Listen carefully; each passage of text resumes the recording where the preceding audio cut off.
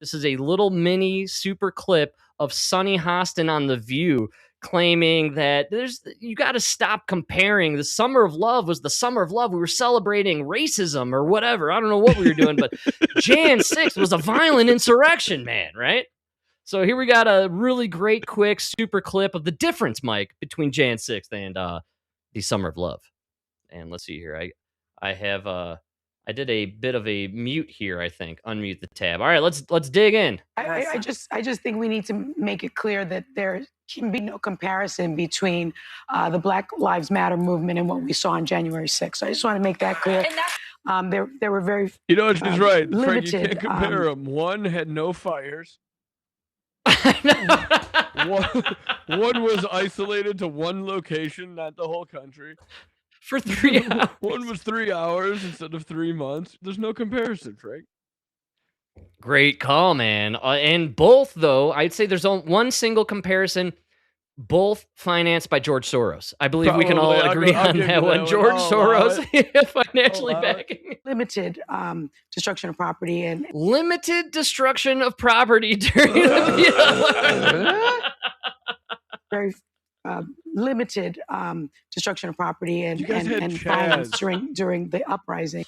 That's why this clip is great, because she just said limited violence and destruction of property. Mike, let's just take a little trip down memory lane in the Summer of Love 2020. I want to be clear how I characterize.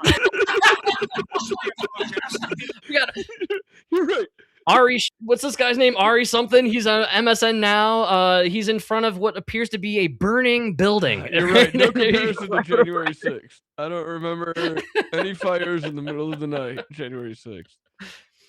And we've talked about it too before, which is Jan 6th was the conservatives, the right wing of America, expressing their grievance with our government. They went to the Capitol. Right. To bring their grievance to our government. When George Floyd happened, people turned around and just burned their own cities to the ground. This is the best clip because you get to see the most infamous moment of the Summer of Love, the mostly peaceful yet fiery protest. It is not, generally speaking, unruly, but fires have been started. Oh boy. It's not unruly, but fires have been started. That's aggressive. And they're throwing explosives, dude. Best line I've ever heard, dude. It's not unruly, but fires have been started. All right. And also, I want to remind everyone, Tony Fauci said none of these events that we were witnessing were super spreader events, right? No one was getting COVID during these riots, dude. You know what? Sonny Hostin, I'm gonna. She's right, man. There is no comparison to January 6th here. Look at this. No comparison, dude. Dude, the Summer of Love, Portland was under siege for 56 days. They were literally throwing Molotov cocktails at the police department. Where nobody was allowed in. Like,